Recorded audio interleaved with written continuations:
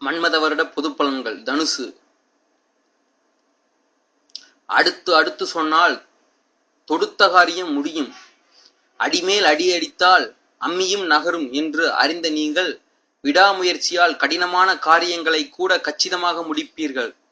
உங்கள் ராசிக்கு பூர்வ புண்ணியாதிபதியான செவ்வாய் பகவான் ஆட்சி பெற்றிருக்கும் நேரத்தில் இந்த புத்தாண்டு பிறப்பதால் புதிய எண்ணங்கள் செயல் வடிவம் பெருகும். குழந்தை பாக்கியம் உண்டாகும். பிள்ளைகளால் இருந்து வந்த பிரச்சனைகள் தீரும். மகளுக்கு தள்ளிப்போன திருமணம் கூடி வரும். மகனுக்கு நல்ல நிறுவனத்தில் வேலை கிடைக்கும். அவருக்கு வெளிநாடு செல்ல விசா கிடைக்கும். 4/7/2015 வரை உங்களுடைய ராசிநாதன் குரு பகவான் 8ல் மறைந்திருப்பதால் அலைச்சலும் செலவீனங்களும் அடுத்தடுத்து வந்து கொண்டிருக்கும். மன இறுக்கங்கள் வந்து போகும். ஓடி ஓடி உழைத்தாலும் ஒன்று மோட்டவில்லையே என்ற ஒரு ஆதங்கமும் இருக்கும். சந்தேகத்தால் நல்லவர்களின் நட்பை இழக்க நேரிடும். நெருங்கி பழகிய நண்பர்கள் கூட உங்களுக்கு தவறாக புரிந்து கொண்டு உங்களை விட்டு விலகுவார்கள். ஆனால் 5/7/2015 முதல் குரு பகவான் உங்களுடைய ராசிக்கு 9ஆம் வீட்டில் அமர்ந்து உங்கள் ராசியை பார்க்க இருப்பதால் நல்லது நடக்கும். நிம்மதி உண்டாகும். அலைச்சல் குறையும். பணவரவு அதிகரிக்கும். குடும்ப வருமானம் உயரும். தந்தையாருடன் இருந்து வந்த மனத்தாங்கள் நீங்கும். தந்தை வழி சொத்துக்கள் பெறுவதில் இருந்து வந்த தடைகள் நீங்கும். அழகு ஆரோக்கியம் கூடும். குழந்தை பாக்கியம் கிடைக்கும். வீட்டில் தடைபட்டிருந்த சுப நிகழ்ச்சிகளை எல்லாம் நடந்தேறும். மகனுக்கும் நல்ல வாழ்க்கை துணை அமையும். அதிகார பதவியில் இருப்பவர்கள் அறிமுகமாவார்கள். அரசாங்கத்தால் ஆதாயம் உண்டு. 7/1/2015 வரை ராசிக்கு 4ஆம் வீட்டில் கேது தொடர்வதால் தாயாரின் உடல்நிலை பாதிக்கும். வீடு வாகன பராமரிப்பு செலவுகள் அதிகமாகும். சின்ன சின்ன காரியங்கள் கூட ஒரே முயற்சியில் முடிக்க முடியாமல் போகும். பூர்வீக சொத்து பிரச்சனைகளும் தலைதூக்கும். ஆனால் அவற்றிற்கு நல்ல தீர்வும் கிடைக்கும். 8/1/2016 முதல் கேது 3ஆம் வீட்டில் நுழைவதால் தாயாரின் உடல் நிலை சீராகும்.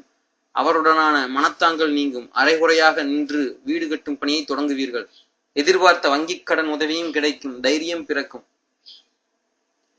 7/1/2016 வரை ராசிக்கு 10ஆம் வீட்டில் ராகு நிற்பதால் உத்தியோகத்தில் நிம்மதியற்ற போக்கு, இடமாற்றங்கள், உங்களை பற்றிய வதந்திகள், வீண் பழிகள் வந்து போகும். அனாவசியமாக யாருக்கும் எந்த உறுதிமொழியும் தர வேண்டாம். கௌரவ குறைவான சம்பவங்கள் ஏதேனும் நிகழ்ந்து விடுமோ என்ற அச்சம் அடிமனதில் இருந்து கொண்டே இருக்கும். ஆனால் 8/1/2016 முதல் ராகு 9ஆம் இடத்தில் நுழைவதால் வேலை சுமை குறையும். வீண் பழிகளில் இருந்து விடுபடுவீர்கள். தொலைநோக்கு சிந்தனையால் பழைய பிரச்சனைகள் தீர்வு காண்பீர்கள். உங்கள் உழைப்பிற்கு அங்கீகாரம் கிடைக்கும். என்றாலும் தந்தையாரின் உடல்நிலை பாதிக்கும். அவருக்கு சின்ன சின்ன அறுவை சிகிச்சைகள் வந்து போகும். தந்தையார் ஏதேனும் அறிவுரை கூறினால் அமைதியாக ஏற்றுக்கொள்வீர்கள். எடுத்தோம் கவிழ்த்தோம் என்றெல்லாம் பதில் பேசி அவர் மனதை புண்படுத்தி விட்டு பிறகு கண்கலங்கிக் கொண்டிருக்க வேண்டாம். பாகப்பிரிவினை, சொத்து பிரச்சனைகளுக்கு சுமூகமான தீர்வு காண்பது நல்லது. கோர்ட் கேஸ் என்றெல்லாம் நேரத்தை வீணடித்துக் கொண்டிருக்காதீர்கள். கௌரவ செலவுகளை குறைத்துக் கொள்ளுங்கள். உங்களுடைய ராசிக்கு 2வது வீட்டில் சந்திரன் நிற்கும் போது இந்த புத்தாண்டு பிறப்பதால் தெள்ளத் தெளிவாக சில முக்கிய முடிவு எடுப்பீர்கள். தன்னிச்சையாக செயல்பட தொடங்குவீர்கள். புதிய முயற்சிகளிலும் வெற்றி கிடைக்கும். சுற்றியிருப்பவர்கள் சுயரூபத்தை இனி புரிந்து கொள்வீர்கள். ஏமாந்து இழந்ததெல்லாம் போதும் என்ற முடிவுக்கு வருவீர்கள். எங்கு சென்றாலும் உங்களுக்கு செல்வாக்கு கூடும். உங்களை பற்றிய அவதூறு பேச்சுகள் குறையும். ஆனால் 7.5 சனி உங்களை தொடங்கி இருப்பதால் பண விஷயத்தில் கொஞ்சம் கராராக நடந்து கொள்வது நல்லது. பழைய கடனை நினைத்து தூக்கம் குறையும். திடீர் பயணங்கள் அதிகரிக்கும். நீண்ட நாளாக செல்ல வேண்டும் என்று நினைத்திருந்த அண்டை மாநில புண்ணிய ஸ்தலங்களுக்கு சென்று வருவீர்கள்.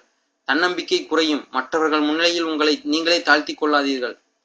கணவன் மனைவிக்குள் கருத்து மோதல்கள் வரும். மனைவிக்கு மாதவிடாய் கோளாறு வந்து நீங்கும். அலைபேசியில் பேசிக்கொண்டே வாகனத்தை இயக்காதீர்கள். சிறு சிறு விபத்துகள் ஏற்படக்கூடும்.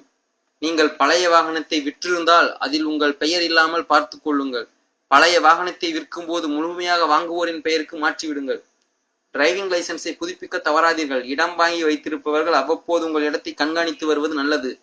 உங்கள் இடத்தை சிலர் ஆக்கிரமிக்க வாய்ப்பிருக்கிறது. வியாபாரிகளே, கடந்த வருடத்தை விட இந்த ஆண்டு லாபம் அதிகமாகும்.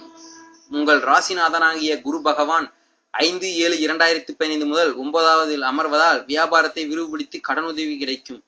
வைகாசி, ஆவணி, புரட்டாசி, மாசி மாதங்களில் திடீர் லாபம் உண்டு. புது ஒப்பந்தங்கள் கையெழுத்தாகும். பற்று வரவு உயரும். பழைய பாக்கிகள் வசூலாகும். நல்லவர்களுக்கு பங்குதாரர்களாக அறிமுகமாவார்கள். வேலையாட்களால் இருந்து வந்த தொந்தரவுகள் விலகும். வியாபாரத்தை விரிவுபடுத்தி வங்கிக் கடன் உதவியும் கிடைக்கும். ஏற்றுமதி இறக்குமதி வகைகளில் லாபம் அதிகரிக்கும். என்றாலும் 7/1/2014 வரை ராகு 10ஆம் வீட்டிலே நிற்பதால் இழப்புகள், நஷ்டங்கள், ஏமாற்றங்கள் வந்து போகும். உத்தியோகஸ்தர்கள் செல்வாக்கு கூடும். வைகாசி, ஆவணி மாதங்களில் புதிய வாய்ப்புகள் வரும். தேர்வில் வெற்றி பெற்று பதவி உயர்வும் சம்பள உயர்வும் பெறுவீர்கள். புரட்டாசி, மாசி மாதங்களில் அலுவலகத்தில் உங்கள் கை ஓங்கும்.